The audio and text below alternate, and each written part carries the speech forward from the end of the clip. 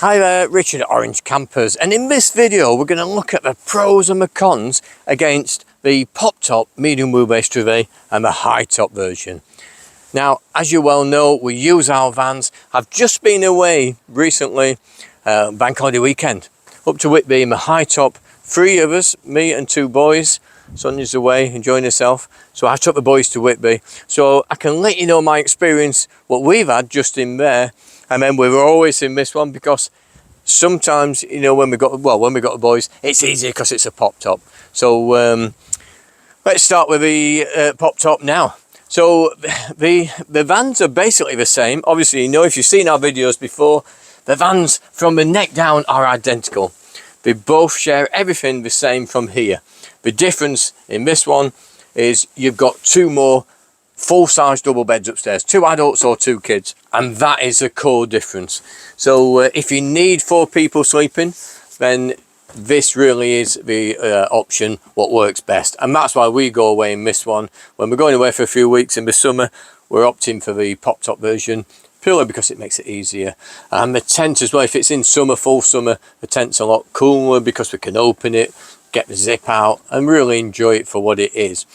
Now, one key advantage for a low roof vehicle is, I suppose it's less of a, it feels less of a large vehicle, if that makes sense. So as you're driving it around town, if you're using it heavily every day, the pop-top version really does work more as a car, I guess, because it feels, or you know, the illusion of it being smaller. Inside you get that same large layout. You can stand up fully if you're about my size, 5'9", in the back, even when the pop top's down. From this area the bed starts there, so you can still stand up in this area. So it doesn't feel, unlike the VWs and the lower roof vans where you've got to be bent over, this doesn't feel as limiting, you know, because you've got that extra head height. You don't have to rush to put the pop top up. Everything's the right height. So like I say, so when you're driving it, it does feel more like a car. And you can still get in supermarket car park barriers, which are 2.5 meters for supermarkets. This is 2.3 and a bit, or just under 2.4 to be safe. And so you can still get in supermarket barriers. Another thing is, you know, we've got a roof rack on this one. We take the surfboards. I had a bike on this not so long back. We went away to Edinburgh in it, and I had one of the kids' bikes on, one of the awnings on, because I wanted to keep the toilet clear so we could stop and use it while we were travelling. So I put everything on my roof rack, tied it on. Works a lot better. So that's one of the key advantages of a pop top. The high top version, like I said, we've just come back from Whitby. Now, this really did work as a couple. Amazing van, it really is. I couldn't believe how well it performed, and the storage as well is just tremendous, limitless. You know, it really is impressive, especially when you're used to a pop top, because obviously you've got lower head height, so you've got less storage space. So that's the main difference. If you like your storage, if you travel quite heavy like we do when you're away, then the high top version of it, you can see I've left my bedding up here, I've got bedding up there. I didn't even use most of the cupboards because that's the beauty of the high top version. There is so much more storage. The wardrobes are bigger because of full height, and you've got all the kitchen units, more storage, things like that. Cupboards top and bottom. So if there's 2 of you, although we did use a hammock across the front seats, so I'm saying 2 people, you could, because you can travel 4 people in this van, and you've got 4 seat belts, and with the aid of the Cabbunk bunk bed system, you can do a single bunk or a double bunk. That will allow you to take the grandchildren, so you're not limited.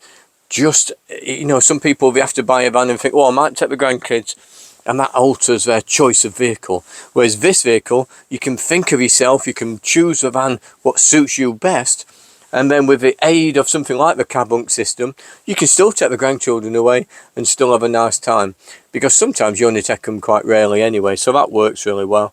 The beauty of this is, we was on top of the hill next to the Abbey, and it was the windiest weekend I've known for a long time.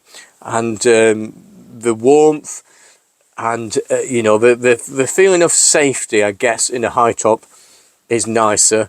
Because we have had in the time, you know, with the pop top up, I do use a thermal wrap quite a lot, and obviously you hear the wind, you feel the wind more because it is a pop top version, whereas this felt a lot more sturdy and a lot drier and warmer, and it was the ease. Every time we parked up, you just walk straight into the back and you're set up ready to go. It was amazing, it really was.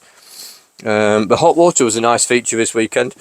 This van has got the diesel hot water system on, and that was incredible. I love the hot water system, and that is available on both options as well. So yeah, it's a tough one to decide which one's better. Now you can, you know, it's just what personally suits you. Let me know your thoughts, which you think would work better for yourselves, or which you think is a better option. But they're both excellent vans, and it really worked as a camper again. So give us a call. Don't forget to follow us on social media and like and subscribe our videos, and find us at one of the shows up and down the country, or come and see us at one of our workshop open days.